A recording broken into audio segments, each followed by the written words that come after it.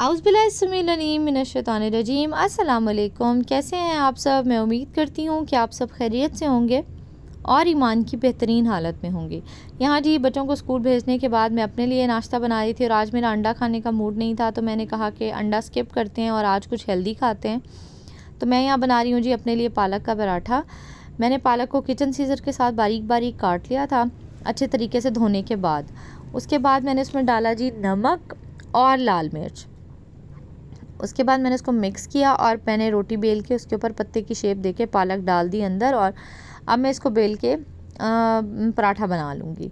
ये एक different combination होता है, लेकिन ये बड़ा मज़े का लगता है। आप इसे ज़रूर ट्राई कीजिएगा, इंशाल्लाह आपको पसंद आएगा। इसके साथ मैंने खाई जी हरी पुदीने की चटनी और साथ में था जी अचार। साथ में लस्सी भी थी, दही की लस्सी। वैसे तो मैं दही की लस्सी बहुत कम पीती हूँ, मोस्टली दूध की जो कच्ची लस्सी जिसको हम कहते हैं, जो हम आम खाने के बाद पीते हैं, मैं मोस्टली वो पीती हूँ। लेकिन इसके साथ जो है आज मैंने नाश्ते में दही की लस्सी बनाई थी, तो इसके साथ मैंने दही की लस्सी खाई थी और ये बड़ा मज़े का कॉम्बिनेशन था और बड़ा टेस्टी बनता है। साथ साथ जी दोपहर के खाने की भी तैयारी हो रही होती है और सोचा जा रहा होता है कि क्या करें। तो आज मैंने, क्योंकि लॉन्ड्री करनी थी, तो मैंने सोचा कि आज बना लेते हैं राइस। इसलिए मैंने सुबह ही बना के रख लिए थे। बच्चे जो हैं वो जल्दी आ जाते हैं फ्राइडे वाले दिन, और आते के साथ बच्चे खाना मांगते हैं, तो मैंने कहा कि मैं पहले से बना के रख लूँ ताकि बच्चे जैसे ही आएंगे तो फ़ौरन उनको खाना दे दूँ। मैंने नॉर्मल तरीके से राइस बना रही हूँ, उसमें कुछ डिफरेंट नहीं है। मैंने प्याज को ट्रांसलूसेंट किया है, उसके अंदर ही मैंने ऐड कर दिए जी मुर्गी, और उसको मैं अच्छे तरीके से मिक्स कर लूँगी कि उसकी स्मेल और कच्चापन ख़त्म हो जाए। आजकल हालात देख के दिल इंसान का बड़ा बोझल सा होता है। अल्लाह ताला उनको अपनी अमान में रखे। हम एक एक चीज़ को बनाने और सेंचने के लिए कितनी मेहनत करते हैं, और कहाँ ये कि आपका बना बनाया घर जो है वो बह जाए। दिल से अल्लाह ताला से दुआ है कि अल्लाह ताला हमारे मज़ीद आजमाइश का वक्त जो है वो उन लोगों पर भी ना लाए और अल्लाह ताला हम पर भी ना लाए। अल्लाह ताला हमारे हालों पर रहम करे और अपनी रहमत जो है वो हम पे नाजिल करे, उस रहमत को बाइस ज़हमत ना बनाए, और मज़ीद बारिशों से और मज़ीद पानी से हमें हमारे घर को, जान माल को, सबको अल्लाह ताला महफूज रखे। मैंने इसके अंदर जी बनाया था मसाला, और उसके अंदर मैं डाले थे टमाटर जब चिकन गल गया था, और साथ मैंने डाल दिया था 1-2-3 बादियाने खताई और साबित दारचीनी डाली थी। साथ में मैंने इसके अंदर डाला था जी पुलाव मसाला डालने के बाद मैंने इसको अच्छे तरीके से मिक्स किया था, और हरी मिर्च डाल के मैंने इसको पानी डाल के बॉयल आने के लिए छोड़ दिया था।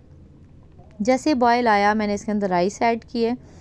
राइस ऐड करने के बाद मैं इसको पकने के लिए छोड़ दूँगी, और जैसे ही पानी खुश्क होगा तो मैं साथ ही इसको दम पे लगा दूँगी।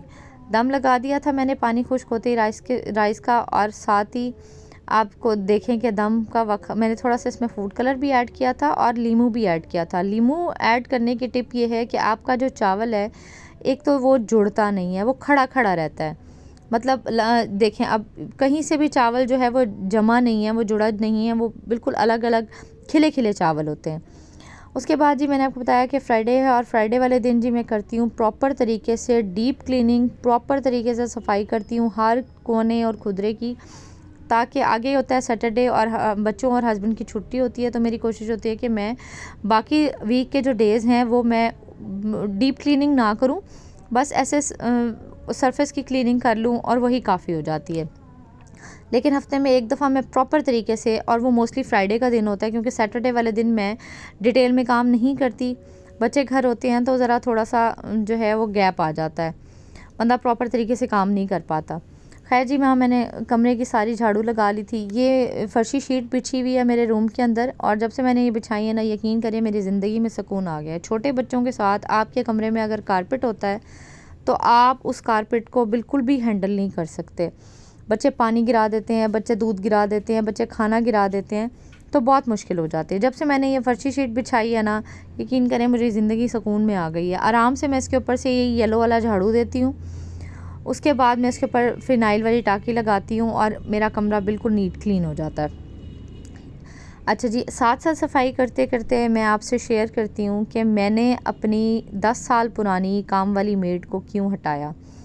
जब एक तो आपको एक टिप है कि कभी भी ज़िंदगी में किसी भी चीज़ को अपनी वीकनेस ना बनने दें।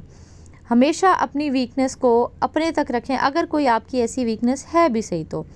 क्योंकि जब आपके किसी करीबी को, चाहे वो आपका कोई दोस्त हो, चाहे वो आपका कोई रिलेटिव हो, चाहे वो आपका कोई मेड हो या हाउस हेल्प हो, जब उसको ये फ़ील हो जाता है ना कि मैं इस बंदे की किसी वीकनेस का मुझे पता है या इसकी ये वीकनेस है, और उसको इस बात का आइडिया हो गया है कि वो वाकई आपकी वीकनेस है, तो यकीन करें आप उसको कभी भी नहीं रोक सकते कि वो उस वीकनेस को कैश ना कराए।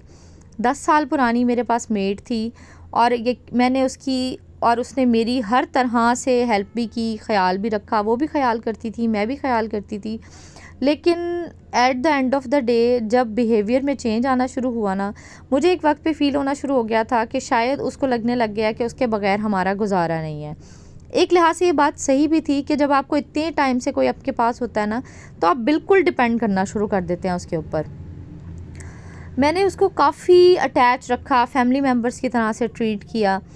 लेकिन जब उसको ये फ़ील होने लग गया ना कि शायद मेरे बगैर गुजारा नहीं होता, और वाकई मैं बहुत ज़्यादा डिपेंडेंट हो गई थी, मेरा उसके बगैर वाकई गुजारा नहीं होता था।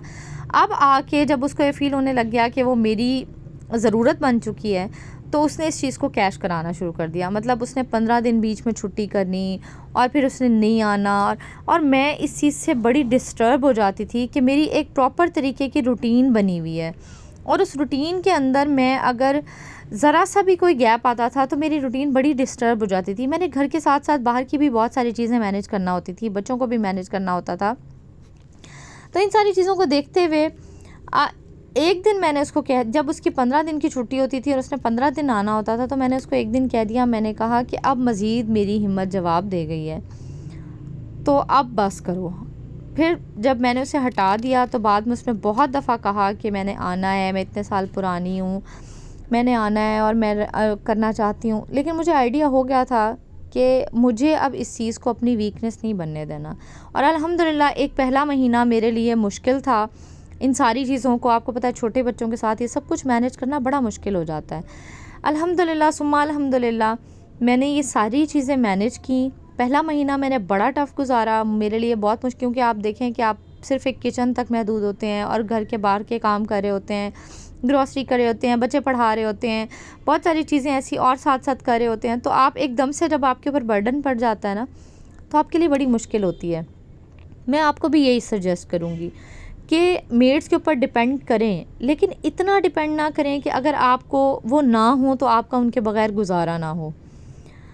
उसको और घर भी मिल जाते, मुझे भी और मेड मिल जाएंगी, लेकिन जो रिलैक्सेशन मैं अब ख़ुद काम करके फ़ील कर रही हूँ, आप यकीन करें, एक इतनी मुझे ऐसे लगता था, इतनी बड़ी टेंशन है, अगर वो आधा घंटा लेट हो गई है तो मेरा काम नहीं हो रहा, अगर वो एक दिन छुट्टी कर रही है या 2 दिन छुट्टी कर रही है या हफ़्ता छुट्टी कर रही है, तो मेरे लिए ऐसे हो जाता था कि शायद अब मेरे लिए मैं इतना फ्रस्ट्रेट हो जाती थी कि मुझे लगता था मैं कुछ नहीं कर सकूँगी।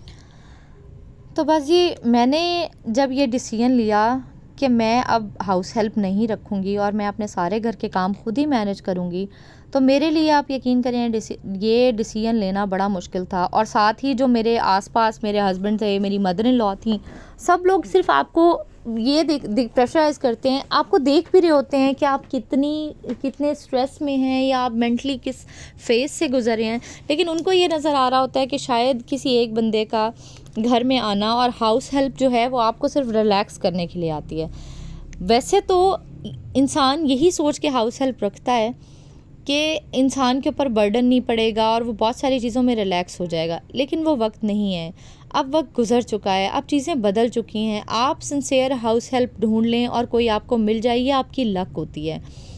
With the passage of time चीज़ें उस तरह से नहीं रहती। उनको जब आपकी चीज़ों का, आपकी पर्सनल लाइफ का, आपकी फैमिली लाइफ का, आपकी डेली रूटीन का, आपके घर का, आपकी हर चीज़ का अंदाज़ा हो जाता है ना, तो यूँ समझें कि उनकी जो झिझक होती है और जो उनका एक लिहाज होता है वो ख़त्म होना शुरू हो जाता है।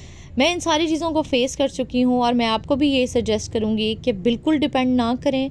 सिर्फ इतना इन्वॉल्वमेंट रखें फैमिली के अंदर किसी हाउस हेल्प का, घर के अंदर जितनी ज़रूरत है।